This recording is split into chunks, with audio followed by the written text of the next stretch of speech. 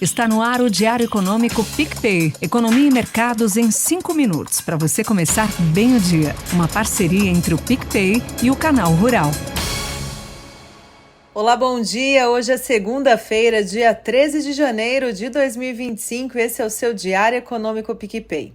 A primeira semana de janeiro não foi tão ruim assim. Apesar do fechamento negativo do Ibovespa na sexta-feira, com uma queda de 0,77%, voltando aos 118 mil pontos, na semana o resultado foi positivo, acumulando um leve ganho de 0,27%, marcada pela redução da aversão ao risco, o que resultou em uma recuperação modesta do real em uma queda disseminada da taxa de juros, apesar dos DIs terem oscilado bastante.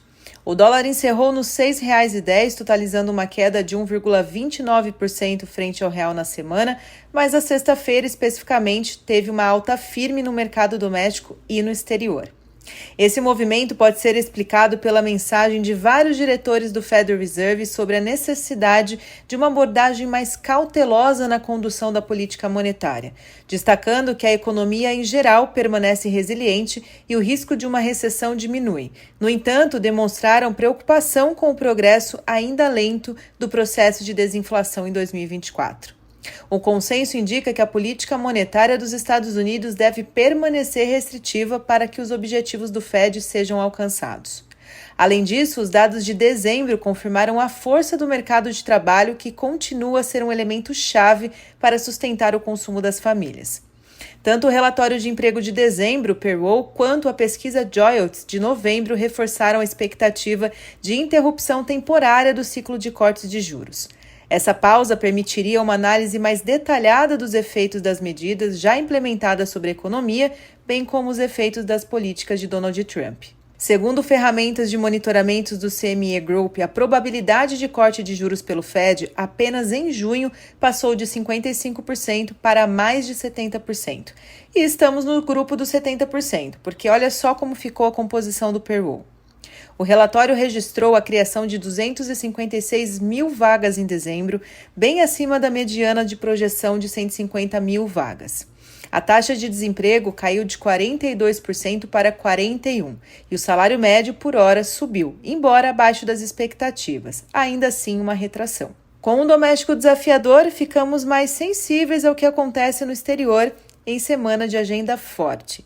Ainda nos Estados Unidos, teremos o índice de preços ao consumidor, o CPI de dezembro. Esperamos que o núcleo do índice tenha se mantido praticamente estável.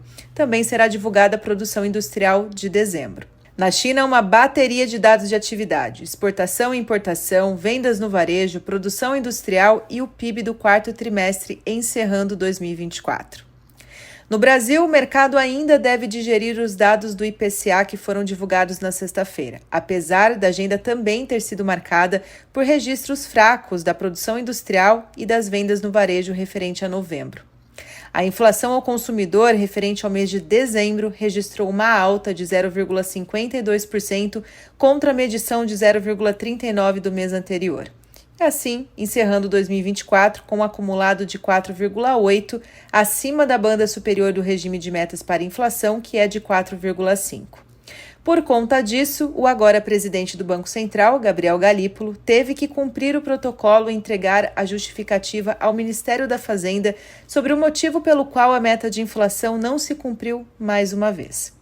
Nos destaques da carta, resumidamente, Galípolo avaliou que a percepção dos agentes econômicos sobre o cenário fiscal afetou significativamente os preços dos ativos e as expectativas dos agentes, principalmente o prêmio de risco, as expectativas de inflação e a taxa de câmbio em 2024.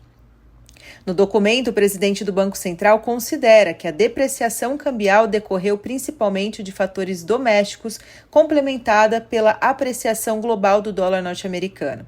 Assim como a nossa visão, a equipe do Banco Central também acredita que os efeitos diretos ou indiretos do repasse cambial ainda devem se efetivar em 2025. Bem como a ampliação do cenário de desancoragem das expectativas e que as projeções condicionais do BC para a inflação de 2024 corrobora a piora dos fatores inflacionários ao longo do ano.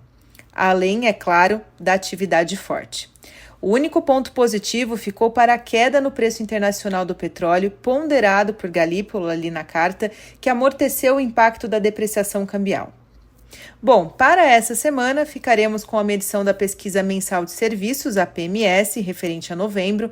Ainda no mesmo dia, o Tesouro Nacional divulgará o resultado primário do governo central para o mesmo período.